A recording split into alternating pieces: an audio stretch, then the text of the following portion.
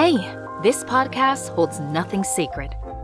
Join Alan, Marcos, and Josue. This is Life, Tech, and Sundry. And what is Sundry? It's our experiences put in a melting pot to the internet. So join us on this wild ride called the LTS Podcast.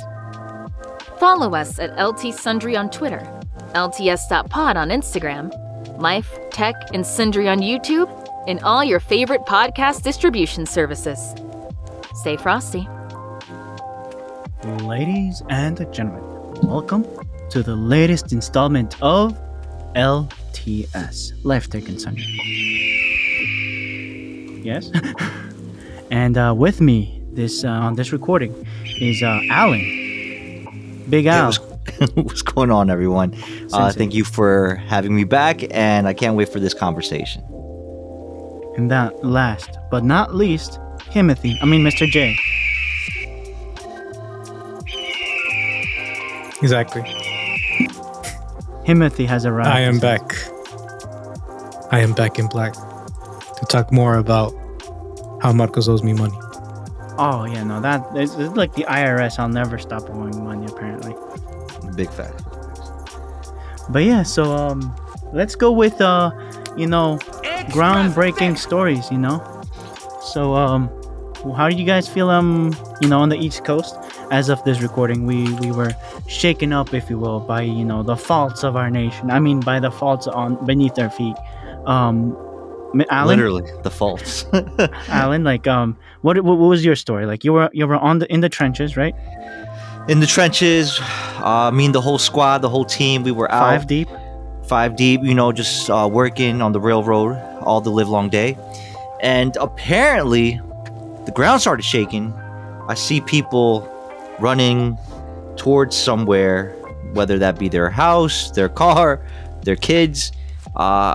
Before that, I saw a couple of fire trucks pass by, and I didn't think much of it. I'm just like, hey, did someone pull a fire alarm at the school or something? But no, wasn't that at all.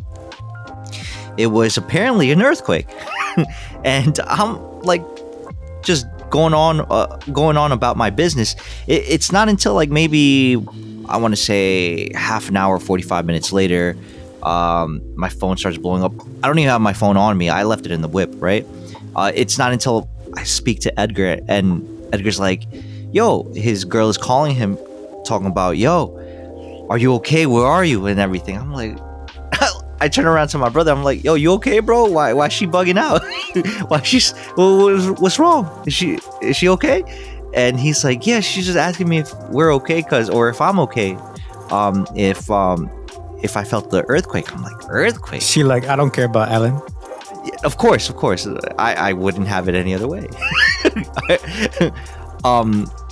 But back to the point. Which she's very nice. Don't misunderstand me. She's cool people. The bigger issue here was like, out of all five of us, no one knew that the earth was shaking, or the floor underneath our feet. You didn't was see nothing. Bro, working on the railroad all the living long day. Oh, you didn't nothing, see this? Bro. Nothing. When he says nothing, he was in the trenches. Bro, my phone is blowing up. Marcos is hitting me up. This group's the group chat. Your boy's asleep. Yeah, you're my boy. I'm taking a nap. Timothy De La Ghetto over here is doing his thing, taking a nap on the other side of the nation. It was like 8 a.m. EST, right? No, yeah. 10:20. 10:20 EST. Yeah, something like that. Nah. Point is, I guess the epicenter was somewhere in New Jersey. I'm in New York. Marcos is in NY at that time.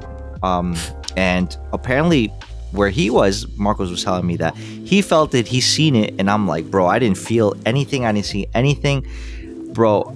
And I'm looking at I'm looking at my IG, and I'm like, really? Is that really happened? Nothing. The second quake, or the aftershock, nothing. I mean, that was like around 20, 5 I mean, there were like right? 20. There were 20 aftershocks right now, as of 6:45 a.m. today of the recording. Yeah, zero were felt. Have you seen some of the explanations people be given?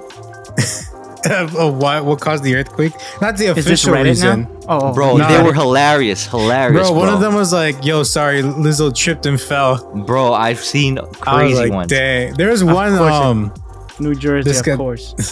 this guy who was like, I think he lives in the Bronx. He's like, you know, it's a little bit, you know, he's like, "Oh, I'm sorry, guys. You know, I was doing my thing with a big girl, and then all of a sudden we just fell on the ground, and all I felt was like, oh shoot." Do not come. No, but like I was like, I think someone had like, I think like the local news station had like footage of a barber shop, like, you know, mid cut, you know, oh shoot. It wasn't anything crazy, like, you know, like the ceiling was like nothing. It was just stuff was moving, and they're like, oh, okay. The person was drinking water, and he checks the water. Did he? Basically, like, I think people even said it as like, you know, it's like I felt something. You know, I looked around and I'm like, oh, I think one of the funnier one is what's his name, Kuz, or the guy with the, you know, messed up like chin that's like deep, very deep inside. Oh yeah, I know who you're talking about. This guy's like, bro, I was in the toilet taking, you know, his morning number 2s. And he's like, he feels this toilet shaking. He's like, damn, what did I have to eat? And then he's like, then I looked at my phone and it was an earthquake. Jesus Christ. I was like, my guy's like, oh my gosh, I'm about to unload something from hell or something. Bro, gone demons. Again, bro, me personally didn't see anything, didn't feel anything, but apparently a lot of people did. And again, I mean, I'm not gonna say it didn't happen. What I am trying to say is that Marcos was somewhere at a different location where apparently a lot was going on around there. People got evacuated and stuff like that. I was in a building, yeah. We were at a building, and I'm over there doing my thing, and my boss went, "Hey, Marcos, He's writing in his desk like, "Hey, Marcos," is like, "Is it shaking? No, somebody just pulling a big hand truck." It's like, no, and then with 2 seconds in, right? No, somebody's pulling a hand truck. 3 seconds in. It lasted 10 seconds, by the way, like something 10-20 seconds, and like the walls just start humming, and the building is like 20 stories high. You just hear the walls. I'm on the first, like, just start like a train coming at you. Like, no, this is an earthquake. Mind you, this isn't the first earthquake that I've been. You know, Mexico, home country. I've been in over there in heavier earthquakes, and I was like, oh, and I was standing up doing my own, minding my earthquake. Continue doing my thing, like, hey Ed, you know. They're like, nah, this is an earthquake. This is an earthquake? Yeah. It's probably like a 4 scale. I said, like, you're not feeling it that much. No, what do you mean? I can't write over here. Okay, do your because like, I can't argue with that logic. I can't argue. Okay, like, boss, have you been drinking on the job? No. that coffee's starting to hit me. No, the caffeine. But yeah, no, and then everyone was quiet when it started, because it felt. Personally, I thought it was like a tank or something rolling, or an 18 on the kitchen door, and the toilet started shaking. I'm like, what the fuck did I eat? And then it was an earthquake. Jesus Christ. Oh yeah. Okay, but yeah, no, I was like, there you go. No, and heard it from the man himself. Like, I just hear a crowd of people like, oh, no, or like in the distance, you know, it's just the mumbles, like, earthquake. And like everyone was quiet until the floor started shaking, right? Yes. Everyone's a gangster until the floor rocks. I guess so. And from the 12th and everything, they were going down the stairs and everything. Like, I guess. And if it happens, I'll just have a little piece of chocolate and, you know, take it with, you know, with whatever happens. But yeah, and then there were aftershocks, right? Right. But we were talking like, it's okay. I thought this doesn't happen. No, it does happen. There have been earthquakes here on the East Coast before, right? The thing is that it's very rare, and I think I sent you guys a video link on the group chat where I think it was a geologist out from Long Island was explaining that I think it's only been about 20 times that something like this has occurred in and around the tri-state area, but it's never been like crazy. That's because we're not on any crazy fault line where it's super active. Yeah, there are faults. Like literally, they were saying there's goes up 120th Street. But again, compared, you know, to other fault lines like on to the home country. in the ring of fire. Yes, sir. Ring of the circle of dragon or whatever it's called, out in the west. Yeah, it's nothing like that. So that's why we don't feel anything major comparatively. Even though geologically speaking, we're literally on bedrock on the East Coast, on at least the tri-state area, but that doesn't mean it's impossible. Right. But yeah, then a lot of people start like, oh, what do we do? Calm down. You're not gonna, I mean, if anything, you're more in danger if pieces start falling off the buildings in an earthquake. Just first stay inside once the because when recently when the volcano situation happened, before that there was an even bigger one in the home country, Mexico. And family members on my mom's side, they were delivering drinks, Pepsi. He works for the Pepsi company over there, and he was in the streets, delivering stuff and everything. And they didn't mind anything when it hit like 4.2, 4.8, 5.2, 6.3, 7.2. It didn't stop, right? It stayed for like a solid like a minute, like going up, and then and a lot of people started panicking once it went up to 7. And a lot of buildings, even though there were 2 stories in the home country, a lot of people did die. Like how does this affect LeBron's legacy? Yeah, it shook him up. It shook him up. Did it? Yeah. It didn't break his ankles though, because they're strong. But Marcos, look at me. Look at me in the camera's eyes, with your good eye. Camera's eyes. Cheese takes.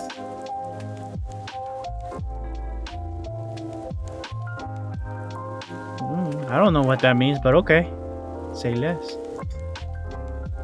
What else? Okay. Well, enough of groundbreaking stories.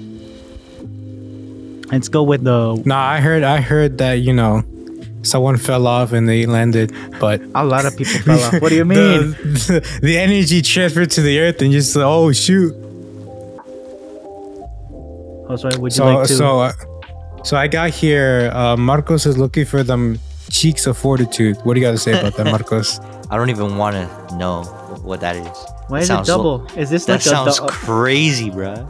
The cheeks of fortune, right? Like the One Piece. No, the cheeks of fortitude. How are you comparing that to the One Piece, bro? I just did. We don't even know what the One Piece is. Exactly, cheeks. Marcos. It's cake.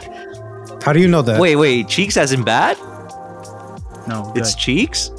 Oh, as in good. No, the cake is the One Piece. Cake is the friends we made along the way. Wait, are you trying to say that you know something nobody else does? No, I don't. Continue. He's like, never. Nunca. Okay. So, is your old iPhone in heaven? Introduced with a bit of okay, Marcos, we have to work on the diction here. Introduced with a bit about smartphone nostalgia.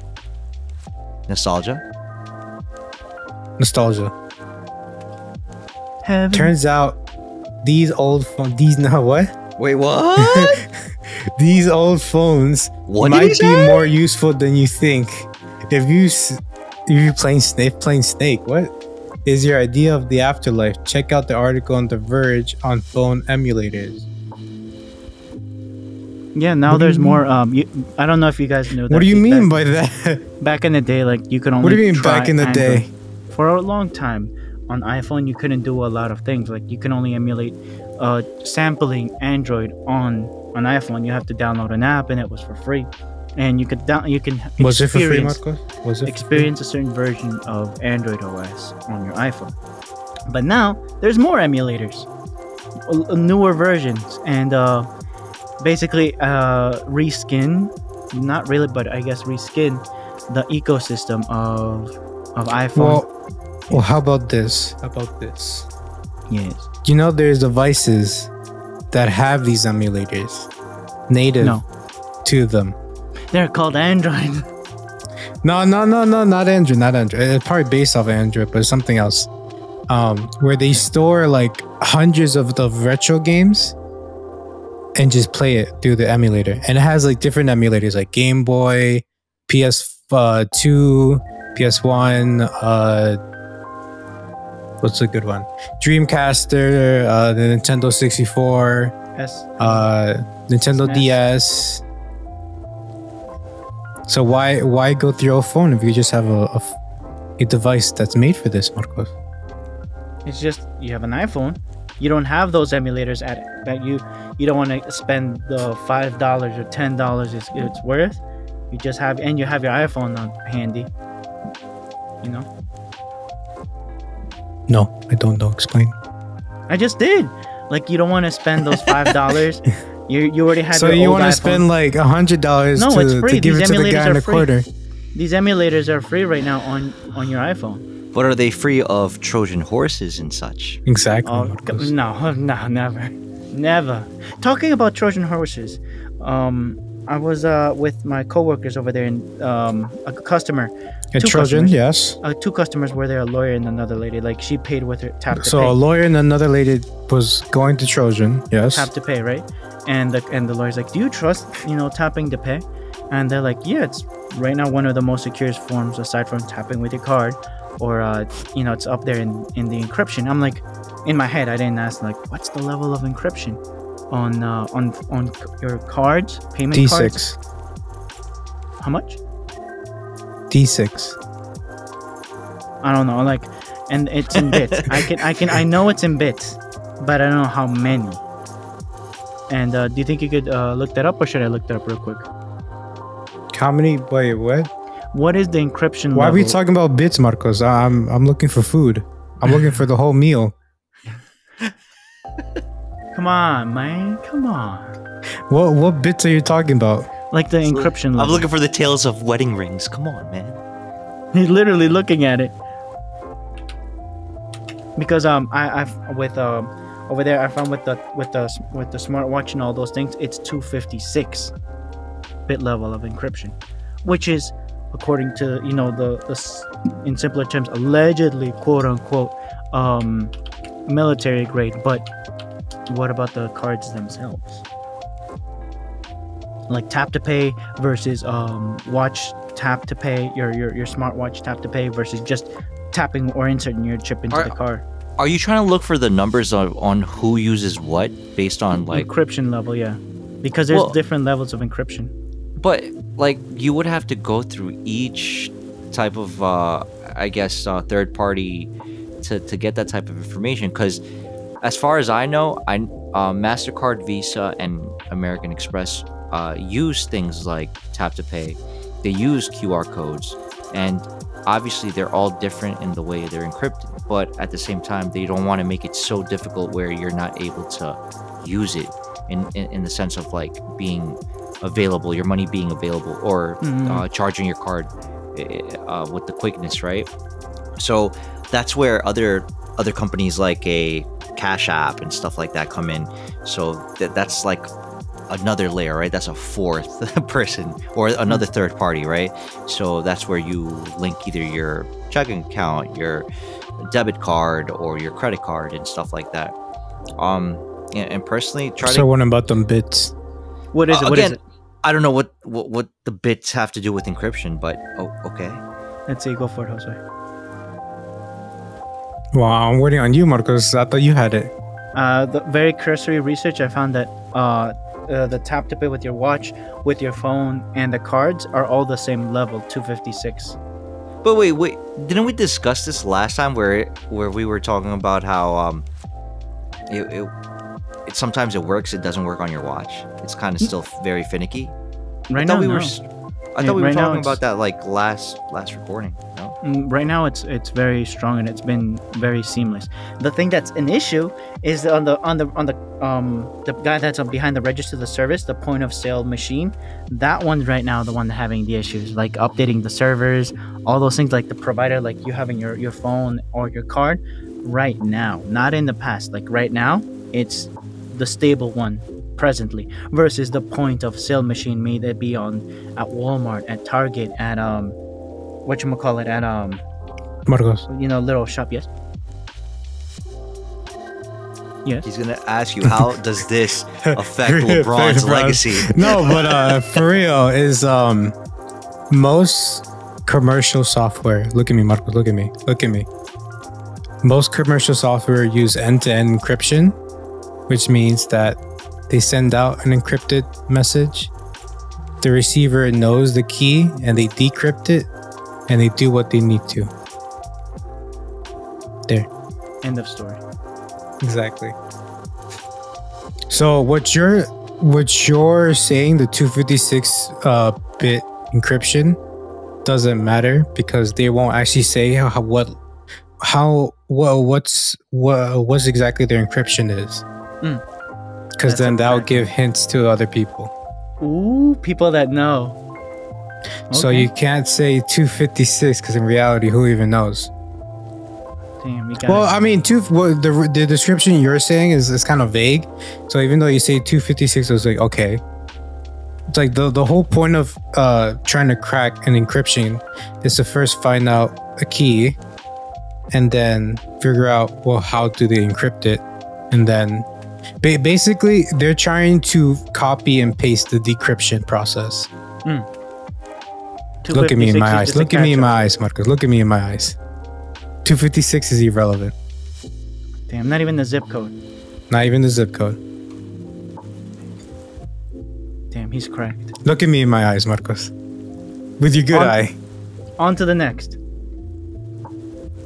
But yeah, they use end-to-end encryption, which for I guess for Marcos' sake as the cashier, the middleman, the service. What is that? Don't worry about it. That's my watch. Sorry, okay. Don't worry about it. So for them is like, in the background here is, they reached an agreement typically with probably the credit card company and also the Google in this case or Apple. They've came with a process to decrypt. They give that to whoever is providing these services. It's typically something that is probably used across most banking options. So whether you have a Chase or American Express, a Visa, MasterCard, they're probably using something not exactly the same, I want to say, but something similar. Probably in the process and not so much the nitty-gritty stuff. No. The sauce? The sauce. I like sauce. So yeah. So I think, it's just like that. That's just a catch-all. It could even be a feint, probably. In conclusion, Marcos, your money is protected. Damn. They want their money, but what about you, Jose? Do you want your money? We don't talk about money unless you're giving me money. That's what I was asking. Are you giving me money? No. All right, write the check. Write the check. And then we talk, no? Yeah, and then we talk. And with that one, we go into space. Because I gotta get out of here. I gotta dodge him somehow. The final frontier. So we got Elon's Uber for no one. Are you waiting on Elon's latest promises? There's no question mark there, Marcos. No. Why is there not a question mark? Or is that a statement? It's a statement. Are you waiting? No, it says are you. It didn't say you are. You are. Are you waiting on Elon's latest promises?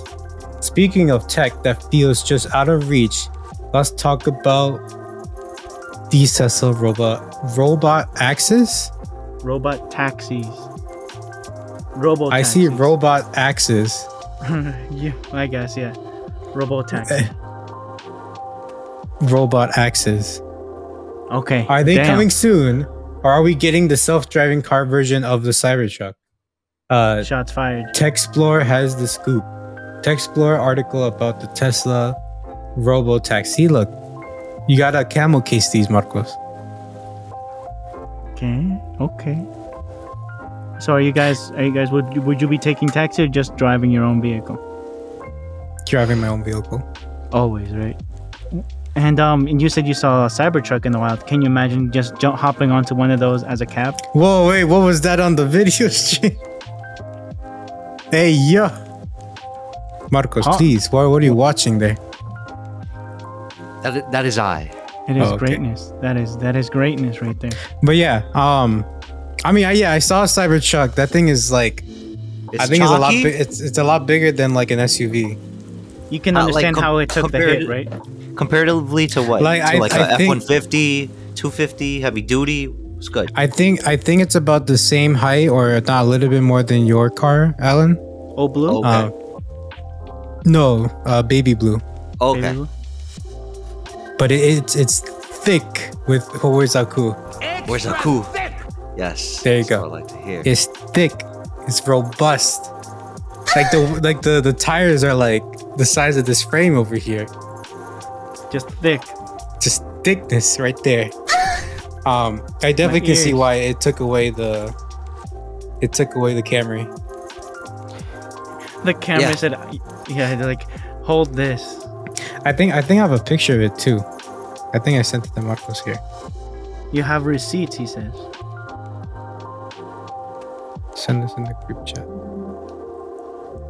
If I can find it, that's the case. Don't worry about it. Don't worry. We'll, once you share it, Here we go.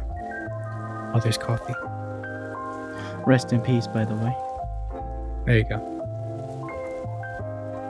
Yeah, it's a chunky. You can just see it. It's a chunky. Oh, hey, yo, what is that? As I say, chunky. Hey, yo. But yeah, it's a chunky boy. Like you can see the back of that Prius, the Toyota RAV4 or whatever that is, and like they pale in comparison with the Cybertruck. I actually saw another one heading out of work too, but I was like, man. Now you're gonna be seeing them everywhere. Basically, yeah. Got it. Okay. They chunky boys. Like they just roaming like, and it's definitely a big, like I think it's about the length, or like, you know, the girth? length of no, not the girth. Well, Marcos, please. Pause. The x-axis of the truck is definitely comparable to a pickup truck, I would say. Yo, that's thick. That's thick. I'll put it in post. Oh, you see the picture too? Yeah, I can see it. It's like I said, thick. And I was gonna ask you.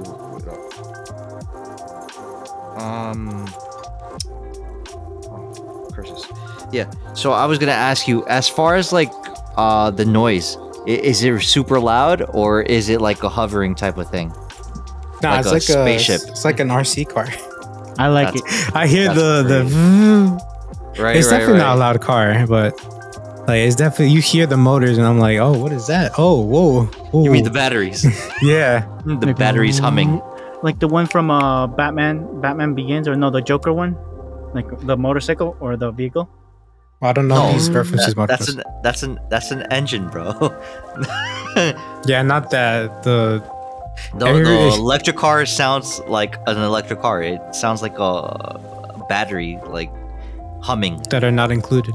Yeah, it's no. not. This one is included though. It has to be, or else it's just a show. It's kind of exciting though, like taxis being picked up by this. Oh, do you know why we can't have smaller vehicles? What? Why, like the F-150 and all those things are that size?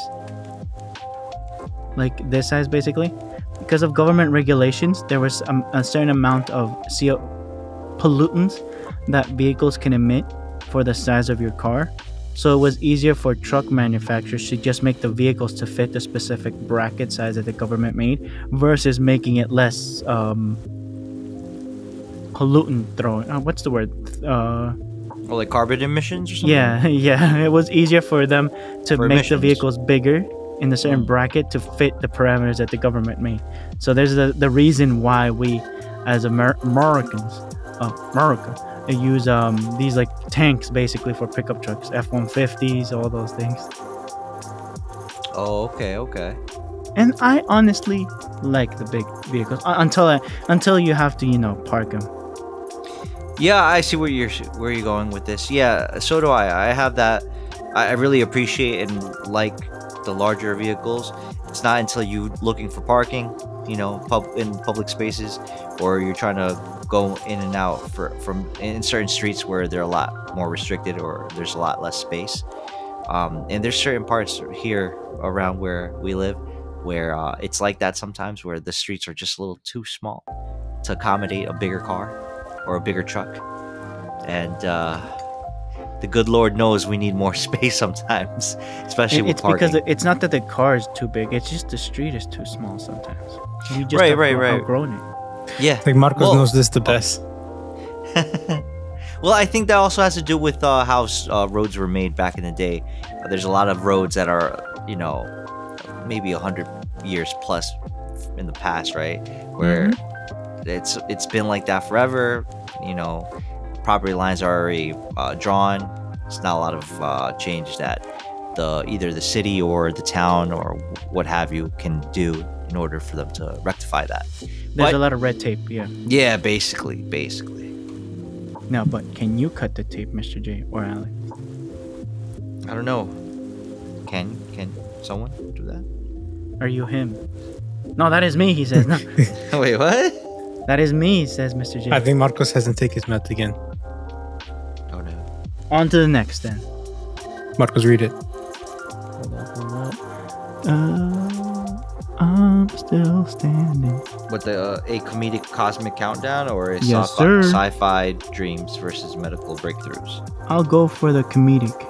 Okay, so stand up bit about whether aliens would even understand Voyager 1's messages or would just assume we're sending them spam.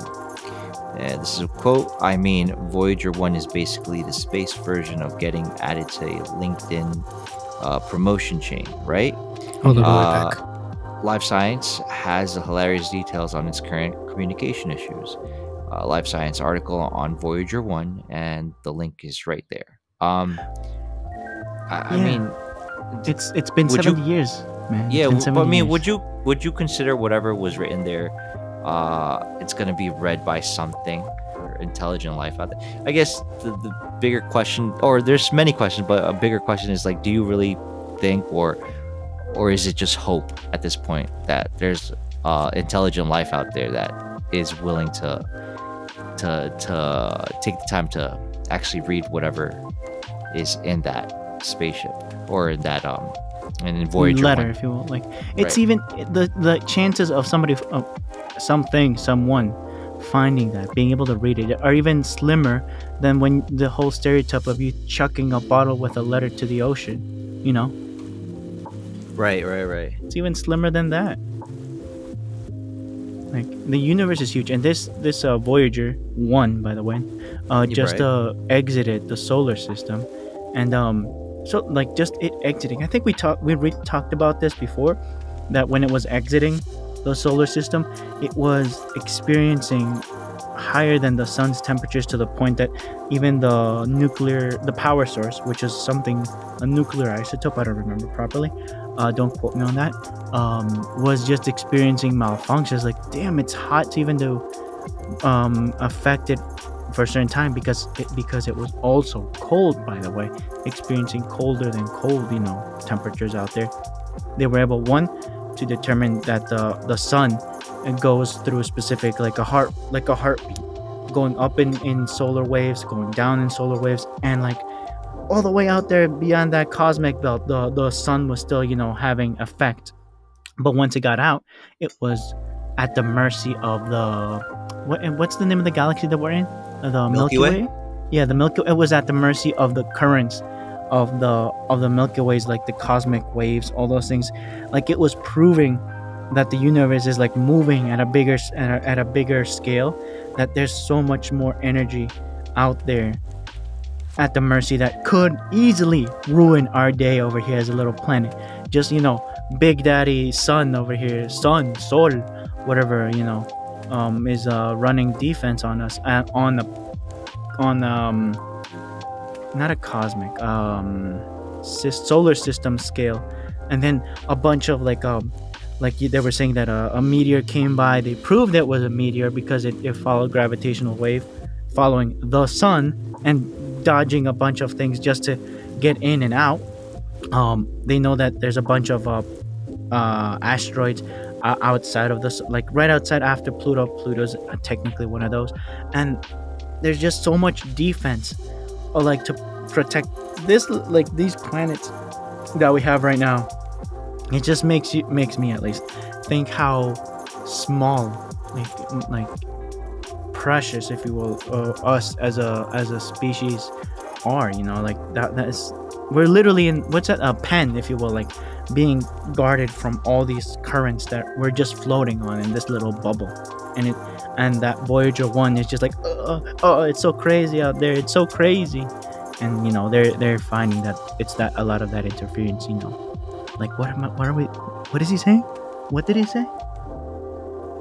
It kind of reminds me of a conversation, one of our earlier episodes back in the day, right, when we kind of first started. I think we brought up how I think the solar system that we're in the Milky Way galaxy, we're placed in one of the arms, the outer arms of the Milky Way, and we're located in such a way and in such a place that it just is perfect for human life. Not enough energy, and we die. Too much energy, we die. So what the? So I guess you can say it kind of puts you in the headspace of like, okay, was this planned, or was this just chance? I guess you can say, right?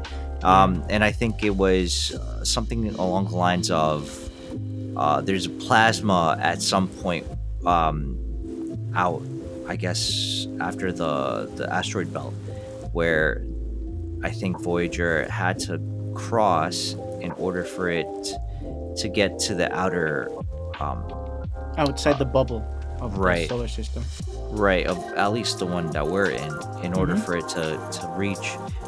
And correct me if I'm wrong, I think Pluto was once a planet, then was made into a moon that kind of got detached from whatever planet it was orbiting. Yeah. Right, and then I don't know if it got reinstated as a planet. I think it did. And then I don't know where we're at with Pluto, but I think after Pluto, it's complicated. Right, and then it gets to a certain point where the gravitational pull or gravity itself doesn't affect Voyager 1, because there isn't anything beyond, I want to say, Pluto that's big enough for it to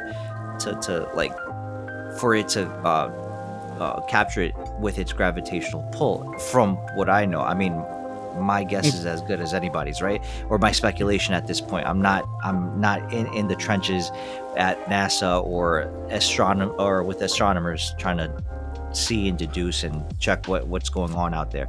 But I think the closest star, what is it? Alpha Centauri, is it? Something like that. Yeah, like a solar system. Yeah, right. No, like Milky Way equivalent. A star, right? A star. I think our closest neighbor, galaxy-wise, would be Andromeda.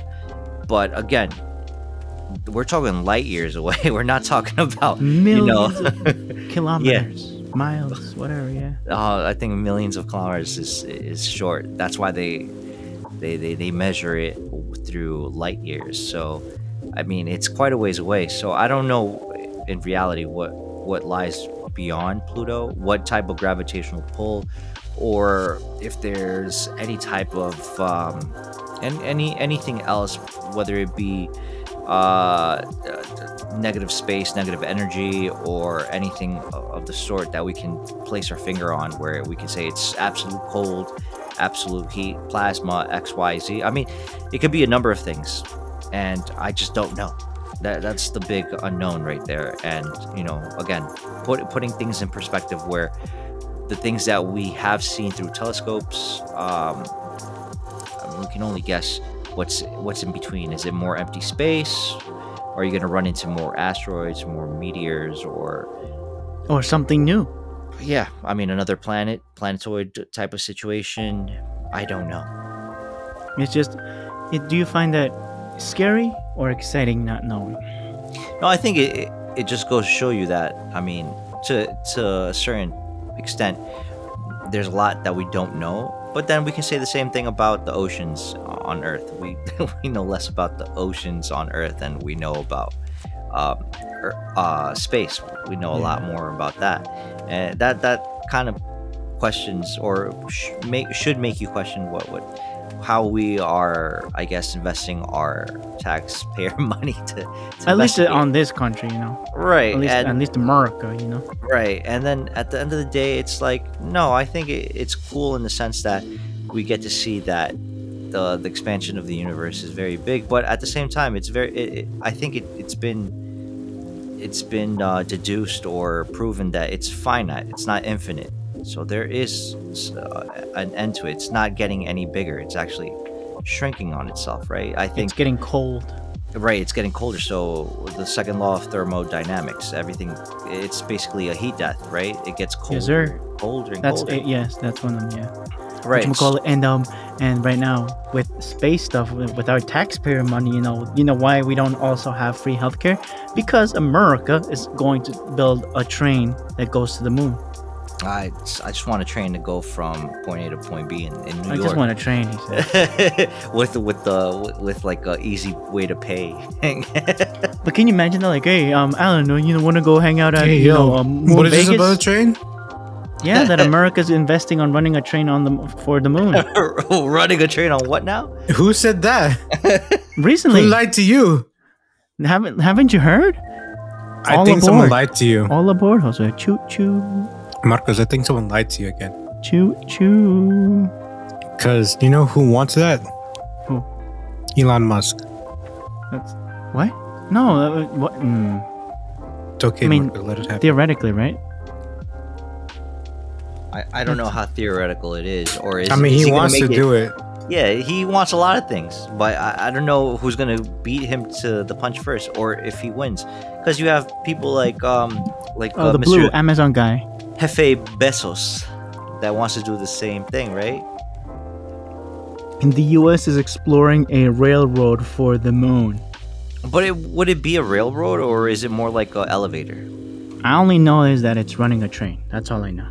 It's trying to run a train. You know? Wait, where's the link to this, Marcos? I'm sharing my screen right now. Share it. He wants sauce, he says. Sauce. Let's see, where is it? Moon train running. Catch these hands, he says.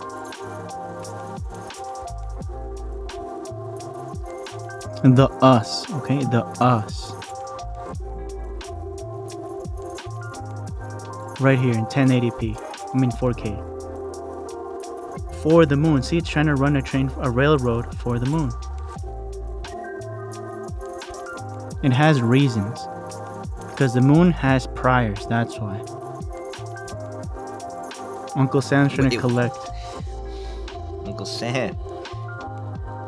Curse you. So it isn't a train to the moon, it's a train on the moon. The first US, transcontinental railroad completed with a spike hammered into the track was in 1869. Good year. Transformed the nation. Perhaps the same will happen to the moon. Luna. I don't know another name for the moon. The defense. What? Why the defense? The Defense Advanced Research Project Agency, DARPA, of course. Right. And an ambitious federal innovation division. Innovation division has begun collaborating with over a dozen companies on potential, obviously, future lunar technologies, including a moon railroad. Choo choo. It's called It's called 10 years a lunar architecture capability study. It needs a better name. Or Luna 10. I like that one. That one's better. And its mission is to find out if technologies that will Luna these nuts. Yeah, right. That will catalyze a self-perpetual lunar economy. Again, capitalism at its finest. Lunar economy or the lunar time? I think the U.S. is trying to have the lunar time be the new time. I think it was. It's a salient time, the best of times. Right. A question: if you moon someone on the moon, is it called mooning? Or will it be called earthing? Double it and pass it on to the next person. Right? Pass. Oh, is it gonna be like the punch buggy game? Marcos, double it and pass it on to the next person. Next subject then. Sci-fi dreams are made of these versus medical breakthroughs. Who am I to disagree? First off, let's talk about microplastics. In the water, food, in your body. It's in the air, dear listeners. In your girl, what? What? Hide your kids. Hide your wife. It's the heartbreaker. Explicit. The somber hidden dangers in our world. These hands, for example. Wait, who said they were exclusive though? Yeah. Oh no, it's explicit. Oh, they're not explicit. They're not rated. Yes, sometimes the future isn't all shiny tech. Come on, man. Like this article on Science news about how microplastics might be messing with our hearts. We're catching feelings. We're in this economy of tap to pay with our phones, cards, everything. That's why microplastic is around. Guys, I'm kidding, by the way. Oh, okay.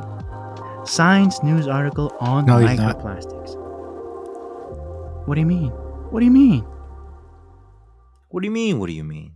What do you mean by that, Marcos? Now, what I'm trying to say, I'm gonna grow a new one, a new heart. Oh, okay. You know the saying, winning hearts and minds? Forget about that. You grow a new heart. Mine's still iffy. Okay. You shift from it somber to hopeful. Okay? But hey, science can be awesome too. Medical Express has a story about growing new ones, hearts that is, parts that will make you believe in a brighter tomorrow. Medical Express about cardiac. Sweet dreams are made of these. Yes, cardiac bio implants. I just want new eyes, guys. I just want new eyes. These eyes, man. These eyes. I hear you, bro. Isn't Elon working on that? I thought that they had something going on with replacing someone's vision already. They're trying, and in my situation, dear listeners, I have a specialist looking at the situation of these eyes, my special eyes. It's something that 1-800-CONTACTS can't fix, let's see, and I'm gonna dox myself on April 7th. I'm gonna go have a chat with this specialist, and see what's the good news, what's the good word on the latest tech. I'm gonna ask him, mano a mano, if you will, okay? Right. I'll bring in the scoop. Because he went to San Francisco for a So what you're saying is he's a man on a mission. Yes, he's a doctor, and I'm gonna tell him, doctor, give me the news. But he's also a barber and a dentist. What? And a mailman and a milkman. Pero como? Encore, Mr. Allen. Encore, you say? Let's see. Encore. Okay, the spectacle of space. Is that what you want me to read? Sir. Number 5. Okay. So it says, hold your breath. Holding. The blackout is coming. Pause. Hype for a total solar eclipse and for a grand finale. The universe itself is putting on a show. This is physics.org has the info on an upcoming total solar eclipse. Get ready to be amazed. Again, physics.org article about the upcoming solar eclipse. Yes. You gotta have all your dollars. It's gonna be an entertaining show. You gotta throw your dollar bills at the solar eclipse. For an encore. Right. The show will only last, I think, 10 or 4 minutes, something like that. But that depends if you're along the line of the traveling path of the eclipse, right? It's not. You gotta throw your dollar bills. That's how you call the eclipse for a better position. Will we be over here in the tri-state? Will we be able to watch this solar eclipse? That's the real question. Well, let me see. Let me look it up. Well, I heard the best location is like somewhere in like eastern Texas. Yeah, and that's up, what I've heard north too. by Buffalo. That's what I heard as well. Buffalo, you say? Buffalo and Syracuse. Wings? Yeah, Syracuse, Buffalo. Some may say Wild Wings. Ooh, yes. What is it? Wingstop, you say?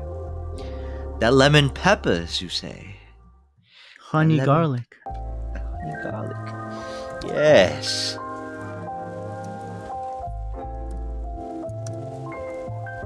Let me share my screen so you guys have an idea of what I'm looking.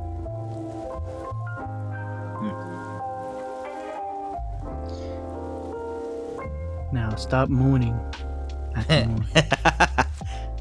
It's wild. That Solar eclipse moon. Look up your location. No, that's gonna dox me. Yeah, don't do that. 2024 solar eclipse May path of. Okay, let's see. Maps April 2024 total solar eclipse. It is. I'm not gonna. Nope. I'm not gonna sign into that, dear listeners. You gotta know when to hold them and when to run. Okay. New NASA moon details. Well, the moon will be up in the sky. That's for sure. New NASA map details 2023. Are you gonna do any plans for that, Alan or Mr. J? Look, if I'm able to catch it over here in New York, I'll be more than happy to spare some time for that. But if if we're in a location where we won't be able to fully enjoy it, then I'm just gonna be about my business and do my job and keep busy. That's all I gotta say. I don't see myself getting going out of my way to drive or fly somewhere where I'll be along the path of the eclipse, because Cleveland. Cleveland is the closest to us, I guess. No, I'm just saying, noticing. Or where would be the closest place to actually catch it? For us, EDT, it's heading up east. Let's see. What am I? So okay. Eli. This is like a Texas thing, probably. Yeah. Well, we're anywhere in the United States you're able to see it, but it's like if you want to see it perfectly, you have to be in that center spot that you saw before. The moon's right. So you'll see it, but like it might not like. It might not be the full effect, right? Yeah. No, are you guys going to be looking up when the moon comes over? Absolutely not, unless you want to go blind, buddy. Exactly. More? Okay. Yeah, more. Exactly. I'm just trying to, fast forward to get those new eyes, man. Yeah. Let me know how it goes. No, I think that it's like that. It's that UV ray that will really look at do that. it. Rias on the spot. Thank you, Rias. Thank you. Welcome. Damn, I'm speechless over here. That's a good show, man. Yes, it's a good show. I am aware. Other than that, I don't know. Ooh, want to go into anime? Yes. Oh no. Oh sure. Here it comes. Hit us with the anime, Josue. Hit it, Marcos. Hit it. You have to do it. Prank him, John.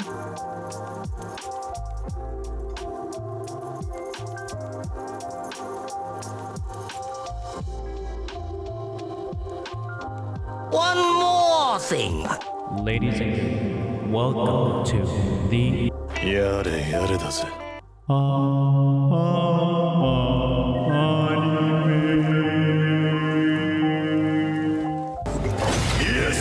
Like you cut, G.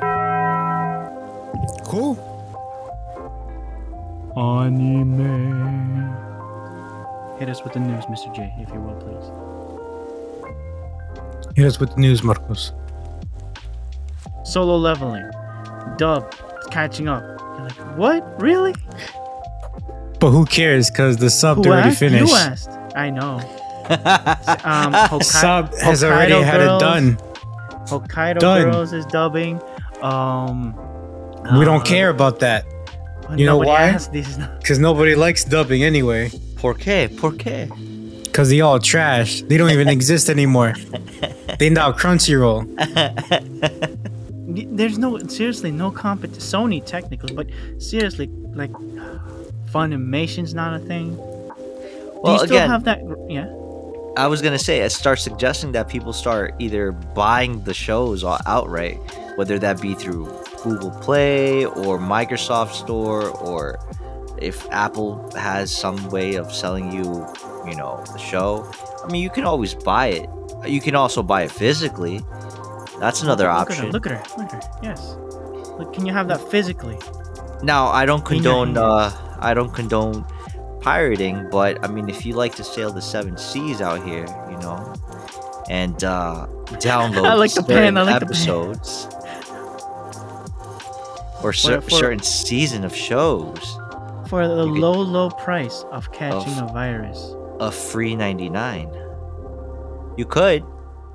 But that's the risk I'm willing to take. If you want to take the plunge. I mean, but again, this is all to say that it's probably better at this moment in time to start stocking up, or at least saving up to buy the actual shows that you enjoy watching. I mean, there's no way of getting around you having to have something like a Crunchyroll or a High Dive in order for you to watch or a Hulu. What are the big three for watching anime? Right now, the big three I don't think there is a big three, to be perfectly honest. I think right Platforms. now, the best you're going to be able to do right now is have a Crunchyroll subscription, and perhaps if you want to have a second one, it would probably be High Dive at the moment, and I think they're neck and neck, right? So Amazon Prime, Hulu, Netflix, and you can probably... I forgot about Netflix. Right, and then you could probably put another one in there, which, Really? Again, this is... I'm just trying to go off the top for platforms in the US. But if we were to go international, people always... I guess shilling their or selling, I guess you could say, more or so their VPNs, and basically saying how you can geolocate or in another country, and you're able to pay for Crunchyroll in another currency, so you get it for cheap. Maybe the catalog is different. I don't know. There's other countries, I want to say either Malaysia or Singapore, where they actually show anime, I think, for free on YouTube, if I'm not mistaken. Huh? I know. Huh? Again, I don't 100% swear on this. I'm just saying from what I remember, like looking for other options. I think, Nico, I think in Asia also provides anime shows. I don't think it's a very robust or full catalog, but I guess for the latest episodes of certain shows, they provide that service. They're working on something. They have a solution. Right. Again, if YouTube is able to do that for countries like Singapore or Malaysia, again, I don't remember which one. I mean, I think that's something we spoke about, where I think people are sleeping over here in YouTube does that. The US. It's a wrap, right, for Crunchyroll, right? You do know that. Well, it would also depend who has licensing over in the States, right? You would have to get permission, and if you're gonna go through a YouTube, you would have to get permission from both parties, not only the actual company like a Shueisha and companies of the sort. Yeah, like you would have to go through all those people in order for you to get the permission to actually air it on a YouTube and then try to profit off of it, right? So there's another, that's the other thing, right? How are you going to be able to make money in order for you to pay the actual... You can. Like YouTube course, has a sub thing for you to subscribe and don't again, give money. you would have to you would you would have to have a fundraising type of situation just to buy the licensing for it, right? So you would have to make money or figure out a way to raise money in order for you to purchase the licensing for it. So then you can charge again, so you can get that money up, right? Because you know how they could make money there? They can sell physical medium. The price of you getting the licenses is on the red, but you make money on the sides by actually selling body pillows, sweaters, physical content. I think those are all different licensing. Yeah, exactly. That's all. You know, different. like on YouTube, you can click on the links if you want to buy a shirt, if you want to buy a uniform. Oh, dang. It's so complicated. This is the reason why when anime actually airs, especially over there in JP, right? You have like 5 different companies sponsoring the actual show because they're all putting money down in order for it to be made. That's why they have all licensings for different things, whether it be the likeness and images of certain art or the actual or the original IP. From making dolls, making exactly. clothing. So each of them have a task, not only putting down money, but putting down for whether it be the paperwork, the upfront costs.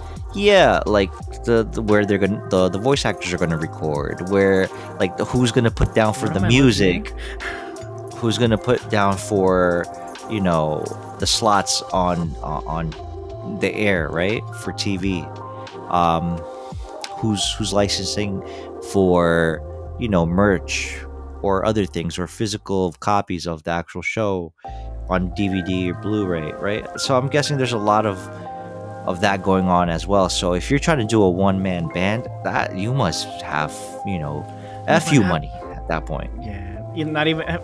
Imagine Elon Musk just creates a YouTube channel, buys the licenses for airing them, and puts them on YouTube, and puts in little dolls, all those things on the side. You have little clicks, and all those things. You'd be working for YouTube, collecting your revenue? Whatever. Yeah, but what's the file when you're not a 1099, not a W2, the other one when you're working independent contractor, a 1099 or something like that? No, 1099 is different. I think you would have to legality or the tax form for that. I don't know what it would be considered or called. I don't think there's anything like that. But I'm trying to say whatever it is, you would get the licensing would be a tax write-off, if you will, because it's an expenditure. You're airing it and making your own content, like using the platform that's already there, being YouTube, and whatever the expenditure of you doing business, buying the licenses and all those things could be an expense as a big person with FU money, like you said. A lot of money. Where I think Elon is probably in a better situation than most because he has his own platform. He's got the clout. He doesn't know. More than that, he doesn't have to go through YouTube. He can do it through X, solely through X. And it's better for him. It's better for everyone. Because then you take it off of YouTube where you don't have to go through the whole hiccup of is it what YouTube deems, good to be placed on YouTube. Okay, question. And hopefully for the listeners, what would be better? Having people, like, I think the number one app and the most viewed thing in the world is YouTube right now versus Facebook, IG, Twitter, or X. I think what would be better, more eyes or your own product in that sense? Well, it wouldn't be his own product. Like his own platform, like X. There you go. The platform is his. He gets to say what goes on it, where YouTube, he has no control. So if there's things that YouTube deems not, what's it called?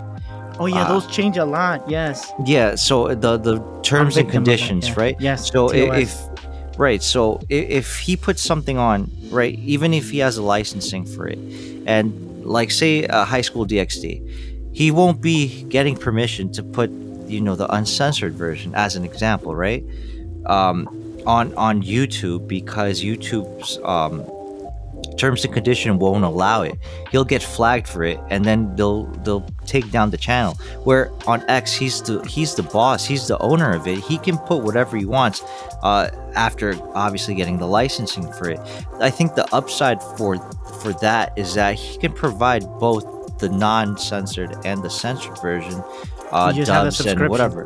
Right, and then with his AI that he has implemented in X, you can translate it to whatever language you like. You don't have to the wait subtitles. Yes, and even to further extent to audible dubs, where it might sound mechanical at first, but you're gonna gonna get better.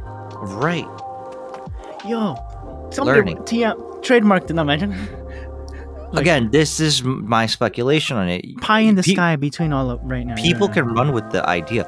If tomorrow, and again, this is very wishy-washy. You hopes I want to quote my man. What's this rapper's name? Money guy? Oh no, the rapper, the one from Lemon. Oh, that does. It's the not Lemon Diddy, Pepper. right? No, Diddy. No. The rapper that is always with or not always, but with DJ Khaled. Oh No. No, the one that's with DJ Khaled. That does the Lemon Pepper wings with him. What's his rapper's name? The one that goes, oh. You know who I'm talking about. Is it Biggie? No. No, what? No. He's from down south. Oh, okay. No. I'm thinking of something else. Yeah. Let me Fix get it. you. Well, let me just quote something. He usually in one of his rap songs he says caviar dreams, champagne wishes, right? That's what we're going on about right now. There's so much back end that we're not. If one day Elon Musk decides that and this being an excuse on our behalf, right? A free speech. I think anime should be for all, right? And in one way or another, he's enticed to buy licensing, right, or pay for the licensing for certain animes that aren't being, put on Crunchyroll or High Dive or any other platforms, and he's willing to front the money to pay for the licensing and put it on X, where there's an actual paywall that you have to pay in order for you to watch it. And he can choose, or rather, he can choose if it's going to be a Netflix-esque type of binge watching, where it comes out the whole season in one go, or he can do it episode weekly, by episode, episodic, weekly. Yeah, so he can do that. He just pie in the sky, man. Right, so he could do that, and he wouldn't have to go, and there wouldn't be any like red tape in the sense of him agreeing with someone. He's the one that puts the tape or takes it off. Rick Ross, that's the rapper's name. Rick Ross. There you go. But okay, apologies, dear listeners. Poll: if anime was on X or on YouTube, or on Facebook, would you guys sign up for whatever subscription they have to watch this anime, or would you still go to Crunchy? Now, what Elon could do is do a whole dedicated profile or channel on X with a robust, catalog. Is it robust? Is it's live stream? That's another question. Yeah. Well, the great thing about X is that you can do lives, right? Where he can have premieres of the actual show live, right? I think what's the show? What's the show that's coming out? That's on Amazon? No, on Crunchy. That's gonna be live streamed like simultaneously with Japan. No, simulcast. Simulstreamed, cast, whatever it's called. But I remember there was something that was being said on the interwebs about that, where there's going to be a show that's going to be aired simultaneously in Japan at the same time as the US or around the world, I guess. You're just teasing me over here, Alan. What is this? I'm trying to look for it. I remember I sent it to you guys earlier. Let's see if I can find. Sweet dreams are made of these. Oh, that's the title. Sweet dreams. Sweet dreams. Marcos is copyrighted. Sweet dreams and the moon. You can't. Marcos is copyrighted. Sweet promises and the moon. Sweet promises. if I sent it to you. Josue is over here just saying, pause, Marcos, pause. I got it. Sweet knees are made of these. Sweet knees are made of what? Can you say it again for one more time, please? Sweet knees are made of these. Who am I to disagree? Damn. Sweetness. The Marcos sweetness. like he's spitting facts. The greatness with the sweetness. Yeah, well, I can't find it. It might have been Remonster, the Remonster Isekai. That might be simultaneously simuldubbed or live streamed at the same time as Japan. That might be the one, but again, I don't remember. Point is that Elon can definitely do that on his platform over on X. Yeah. I'm pretty sure that it would probably make sense to a certain extent, just because we've had. Or the community has had the issue before where there's certain things like as an example, like what's it called, interspecies reviewers, right? Yes. Where it was kind of like the license was paid for, but it was never placed on the platform because it was gated. It right, never saw the light. Because Crunchyroll at the time felt it was their duty to not put it and air it because of reasons, right? Think about the children. I think that's what they were trying Only to say. paying Right? people are watching. What do you mean? So for Elon, it would be, again, this is like the free speech thing, right? So if we're gonna go full steam ahead free speech or whatever the case is, this is a way of getting around it, right? And being able to place it, right, and being placed on in the sense of like not being subject to people, you know, not being able to watch it because of reasons or whatever the case is.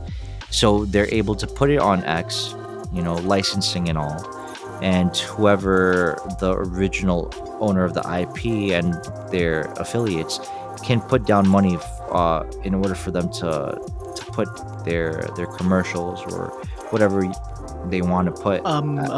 Side revenue options like buying toys. You know what I mean? Yeah, well then X can work that out with said companies, right? Yes. So then the publisher, the Shueishas, the what's it called? Daisuke, whatever companies that have their hand in making and producing this anime will be able to have a more direct line of revenue because now it's going to go directly to them. Hopefully, whatever is purchased also, if there's an actual tip button, that tip button can be an account that directly goes in the pocket of the actual creator. And guess what? The lower people that we always forget, the animators, all those people, they can also be commentating on the fly with the live commentary there. And like, oh, you drew this? Tip for you, my boy. Tip for you, my girl. Like you did, you know, God's work here. Right. So the way I would try to like break it down, again, this is all just speculation, right? Yes. Our dreams. We have a dream here. Right. So if Elon fronts the money, he takes a percentage of whatever is made from the revenue of subscription, right? So he can keep paying for the what's it called, the licensing. As a reference, Amazon with Twitch was having so much problems regarding the loading, the upfront cost of streaming. Like for example, you know, me exposing. Josue. Mr. J has been, you know, practicing his Twitch streaming and all those things, which is fun, by the way. You know, but that's not free. That costs a lot. Just I don't know the full name of you streaming content, and Amazon was looking at Touch like, why is there so much money being hemorrhaged on your side? And they had to do a lot of TOS whatchamacallit, moving a lot of stuff around because their TOS was changing. A lot of their content creators were skirting the TOS so well that Amazon couldn't get ads on it. So from the beginning with Elon, you know, in this imaginary world path, Elon already talked it out with the with the people that would potentially make ads, the Japanese content like the toys, the music, the articles, all those things, they already have a pipeline of what they want from the start. So there's already going to be getting money for ads, getting money for content, and the price of promoting it on its own platform, which is a lot of the money that would be spent from other companies like Crunchyroll, who else, all those companies. Like Elon Musk could in this world, but you know, this is our idea that we're talking about. It's so exciting. You know, I'm somebody bring me down. I'm getting too high. I'm going to the moon. Yeah, no, like, and I think again, because it's an idea, it's not really something that's going to happen, or it could happen, I don't know. Someone can run with the idea, right? Where they'll be able to have a subscription service, right? And they can tune in, right? I think the cool thing about, or what could be done, is that Elon is a very receptive type of person. So if there's ideas that you have that he could potentially implement onto whatever, you know, foundation is laid, it just betters itself. So yes, sir. It would basically help because he's a receptive person, where he can take the ideas that are already good, that have been working in platforms like Crunchyroll or Amazon Prime or Hulu, whatever, where there might be a skip the intro button, right? Or quality of life things, right? That you want Netflix, yes, right? You want the comment section, right? Either on the bottom or next to the actual the screen, right? Or where you're watching the player. What type of player do you want it to be? What kind of AI features would you like to accompany that, right? So say there's as an example, right? Say Ria's Grimory is wearing her classic, you know, her school uniform, right? And you can do like that Samsung thing, right? You circle the uniform and it takes you to all the links on, right? The eBay's, the Amazon, where you're able to purchase this stuff. All the good stuff, Marcos. Yeah, so like say you're watching to the Daisuke web or right, the whatever M Media, whatever that was. Maybe you're watching Food Wars and you see like a you know, chicken cutlet, right? Tonkatsu or something, or you know, a don, right? A rice bowl, right? And you circle it or something like that. You tap on it, double click, and it gives you like a list of all the restaurants that are able to provide that for you. That's or the X posts around you. Marco's like, I'm hungry. I'm excited. I'm hyped over here. The hype train is real, to the moon and beyond. Right. So then those quality of life type of from additions cyberspace to you real could do space. that, right? Where again, I would be pushing more towards a tip button for the actual creator of said show.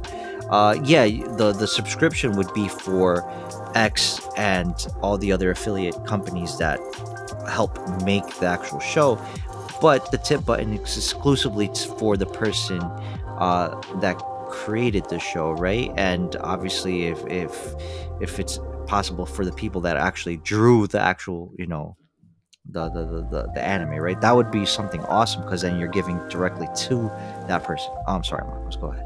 Another one, you could even do a not only a tip to the company or to the episode, you could also tip each individual drawer, animator, because you want to support them. Like an example, Elon can say, okay, I'll give you a deal on promoting the site, you know, the integration of everything. But at the same time, I get not exclusive rights, just rights to run it on my platform. But I also give you better deals than whatever is out there so for you to promote. And I already integrate you into X, into your people that are guaranteed going to be watching anime. And it's not going to be the only thing that Elon can do with this potential just entertainment of watching anime. He could do it with Super Bowl, with the baseball, with the soccer games, because I think FIFA's this year, right? Yeah. I mean, you can also, you can do what's called commercials and stuff like that, right? But again, on each it's right, compartmentalized. That's the word. Enough, right? But it's a big space in that compartment that there's a strong fan base, negative or positive, but it's still people are going into that ecosystem versus just commentating on Reddit or on and I think him reintroducing the like and dislike button that you can actually see would probably be the best course of action, because then you can actually give a rating to each episode, right? And that could be a talking point that no other platform interaction. Right, that no other platform actually does. Maybe episode 1 is 4 out of 5, but episode 5 is 2 out of 5, and then and so on and so forth. And then little Q&As with the animators, with the directors, right then and there. That can be like every 2 weeks or every 3 weeks or every month, right? Because usually it's a 3-month ordeal, right? Maybe once a month. Maybe once a month, the team wants to do the Q&A, right? And they're able to do it on X on a live or something like that, right? So all this quality of life type of additions could be added to it in the future. You just have to work out. Well, again, the price to entry would be the actual the cost of the subscription service. That's why it's a subscription service. You as a customer, how much are you willing to pay for anime on X?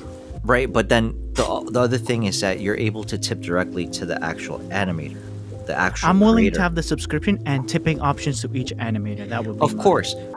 Now the director / media. The reason why I feel a lot more comfortable doing that way, at least in my way of thinking, is because they're able to distribute the money accordingly for the as far as the subscription money goes to all parties involved. But the tip jar is exclusively for the creator, right? What? So that's the way I'm looking at it. Toss a coin to your Witcher. Now, the thing that you were talking about earlier, which is a great idea, that they can work out those type of issues with commercials or sponsorships or anything like that. But I think what could also be a great deal of help is that, again, if you're able to incorporate all the quality of life things from other platforms into the X platform for videos, then you're able to just help not only the animators. Now what you're able to do in that case is that now you're not only subject or you're limited to a Japanese anime.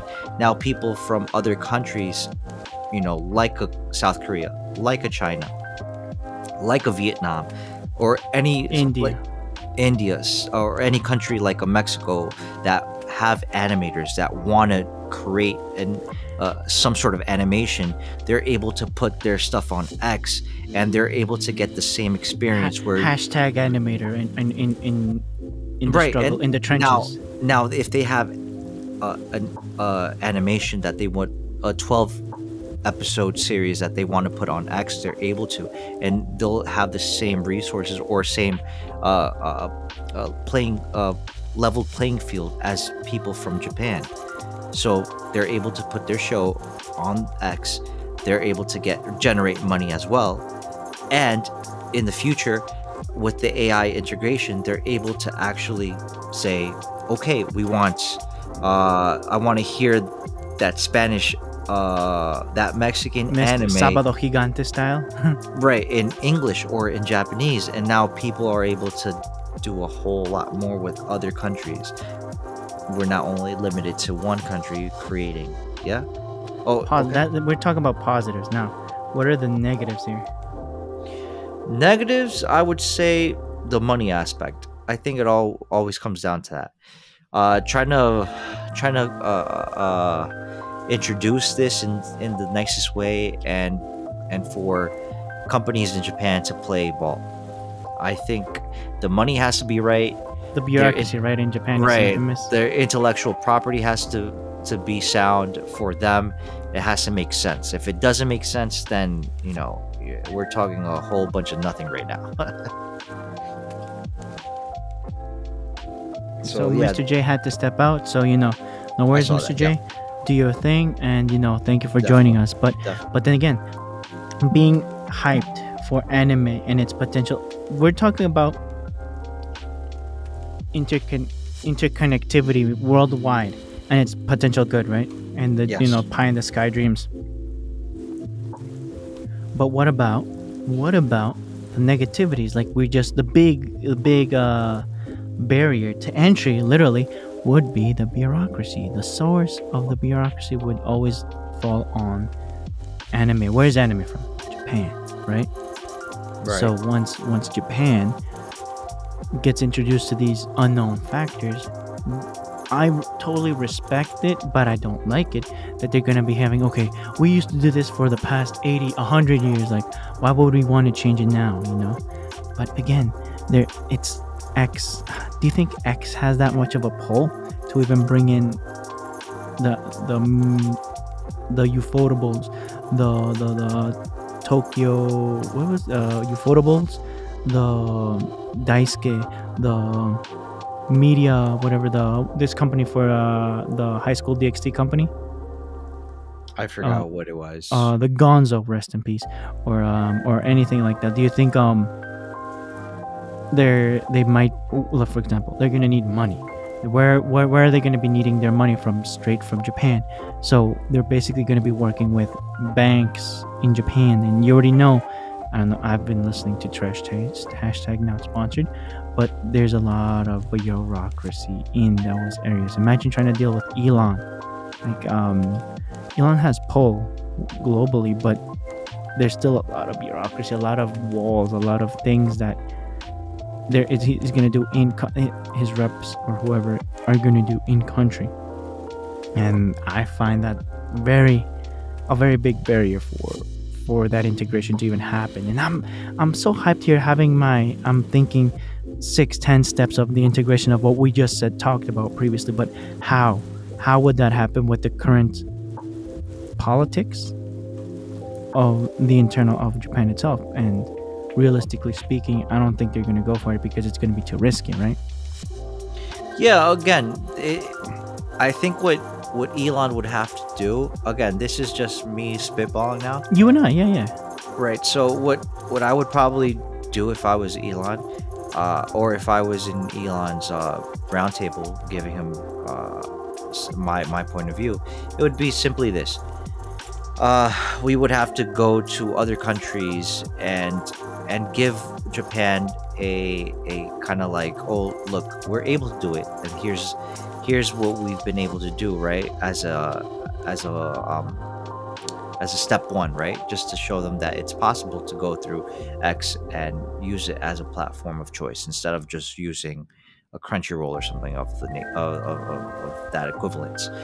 So we go somewhere to, like, maybe like you were saying, somewhere like India, maybe somewhere like South Korea, maybe China, or South Korea sounds good. Yeah. Right, and or go to other places like Brazil, maybe a Mexico, maybe a Colombia, maybe a Peru, where you have animators, right, and you have people that have maybe a startup studio where they're doing their voice acting. Maybe they're not as polished, but they're getting better.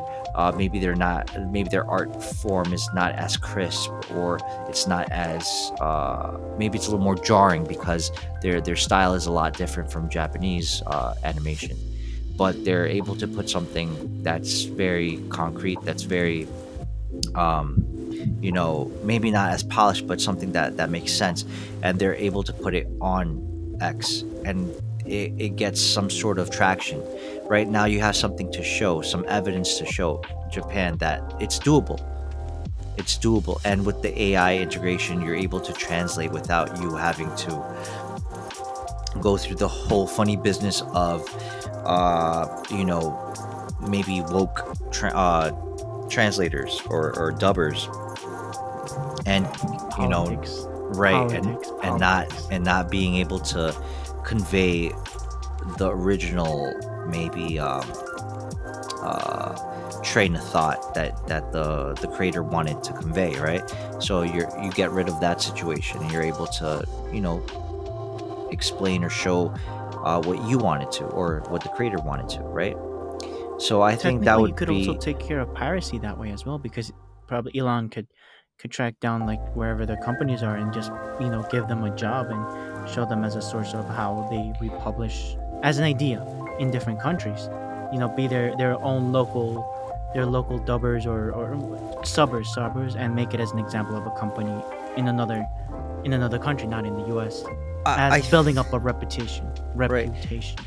I think that, I mean, I think we also have to be realistic, where piracy is always going to be a thing. Yeah. Whether we wanted it to be or not, it's always going to be an issue. It's always going to be present. But I think there's ways of going around it where you're offering so much value that people are willing to pay that, because that quality-wise it's there. The convenience of doing certain things is there. It's like, as an example, right? Putting the intro skip. That's an right example right there. The quality of life things are going to be essential, but what I'm getting at is that there has to be something that is provided of value where you won't be able to get that unless you pay, right? Whether it be the interaction with the actual creator, whether it be I don't know, maybe raffles and prizes for the community, right? So like, say the as an example, let's take something as an example, right? So like, let's say the next Danmachi, right, is going to be placed on X, right? All the people that worked on the project will be able to get some sort of money because the subscription service from all the people, all the clients will be paying for them, right?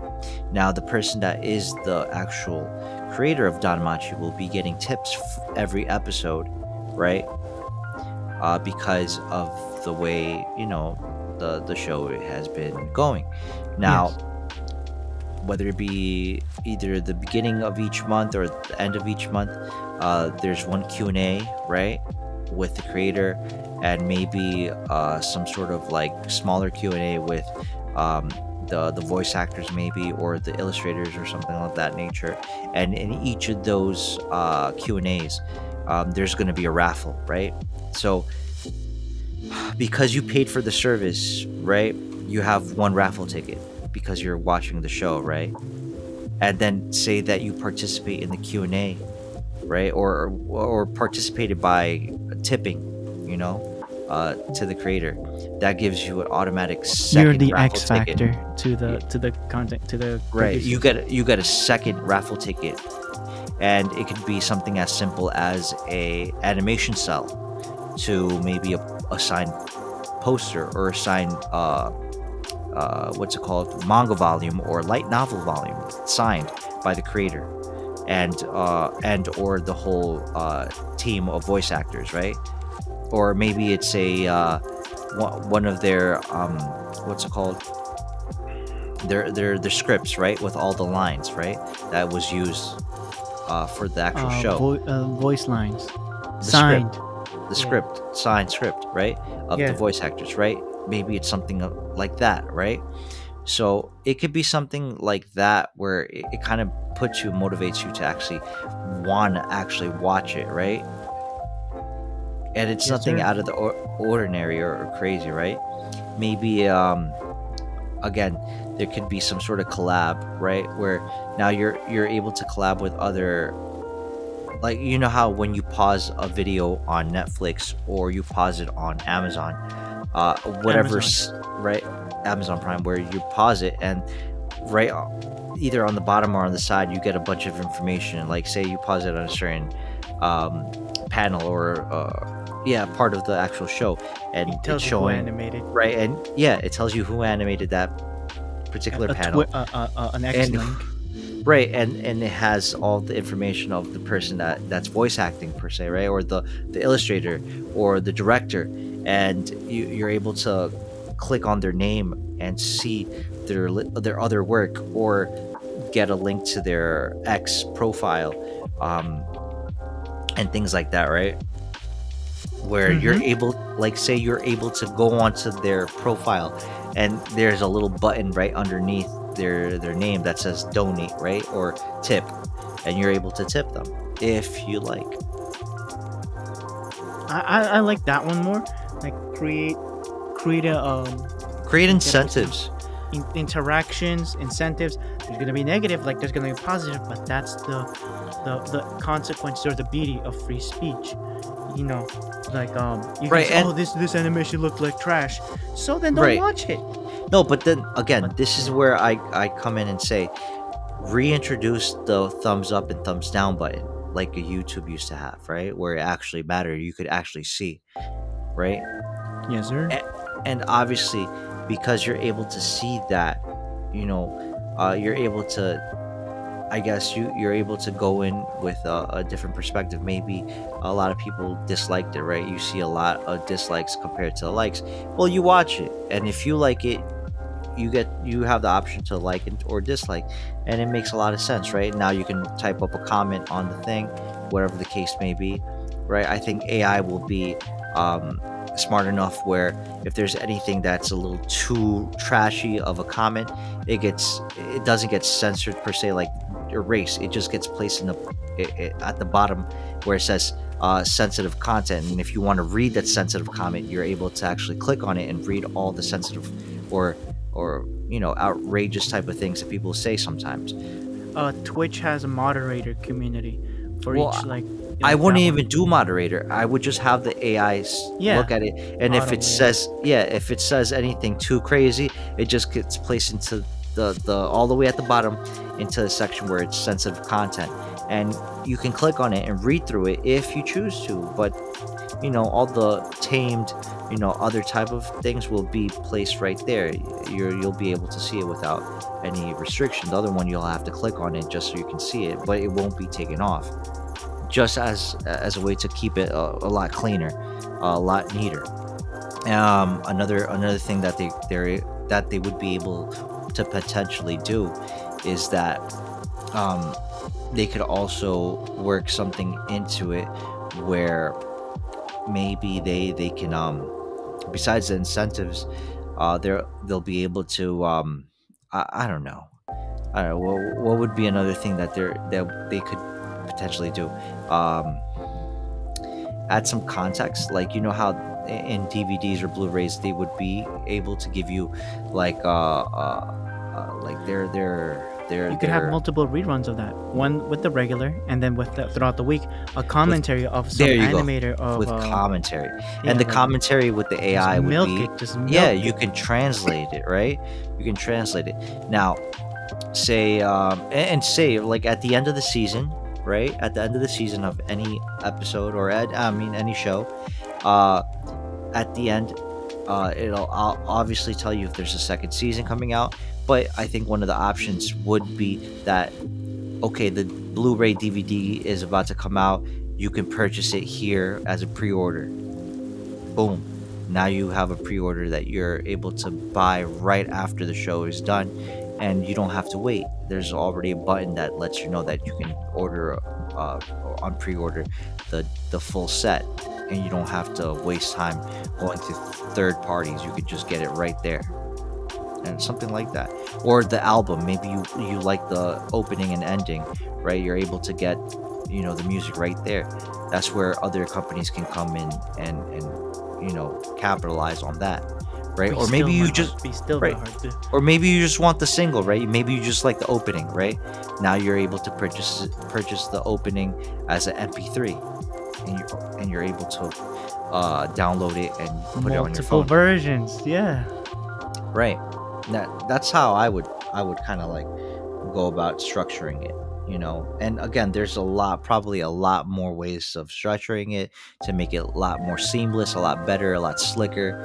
But I think that would be a way to actually start, you know, doing that. Again, I think the AI integration where they're able to translate it, you know, one-to-one to any language would be awesome. Now, what people could do is they would be able to pay for that edition where they can pick and choose the actual voice actor or voice actors that they would like to. Maybe you want to hear the whole thing with voice actors from a different country, or like a specific voice actor, right? Maybe you can AI it, right? And they'll be able to get paid for that too, right? If they use their voice and likeness, they're able to do that. Again, that's just maybe scenario, right? Again, a lot of hoops, but a lot of dreams. Oh yeah. Right now, I'm typing up title ideas as you were giving me. Let's see. I'm gonna give you these ideas, and let me know what you think. I just sent it in the squad chat. Okay, yeah.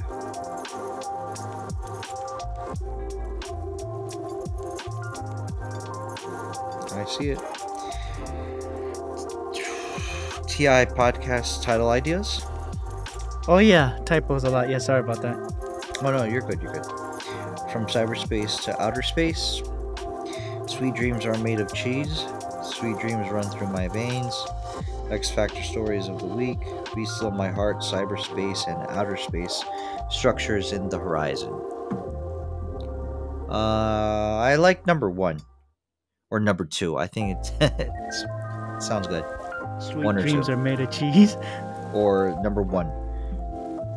From cyberspace to outer space. I tried. It's because again, I don't know how I'm talking with you and you're just giving me ideas.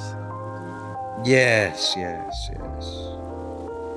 Because that's the ideas over here in the podcast. We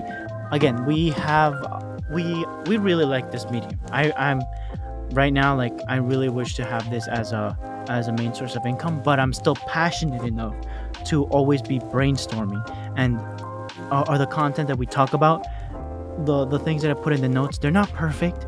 They're just for us to get the ball rolling in different things. Just like right now, Alan's giving me ideas, just watching, him watching anime. You're not going to be seeing this, obviously, dear listeners. It's not going to be the same, but that's the kind of style that we're having concepts of potential business ideas. But obviously, we can't do it because it's big money, pie in the sky kind of concepts. But dear listeners, that doesn't mean we can't stop dreaming. Dreaming. Dun, dun, dreaming. Oh, that's the old One Piece song. Dang it. The One Piece rap. The One Piece rap. Yeah.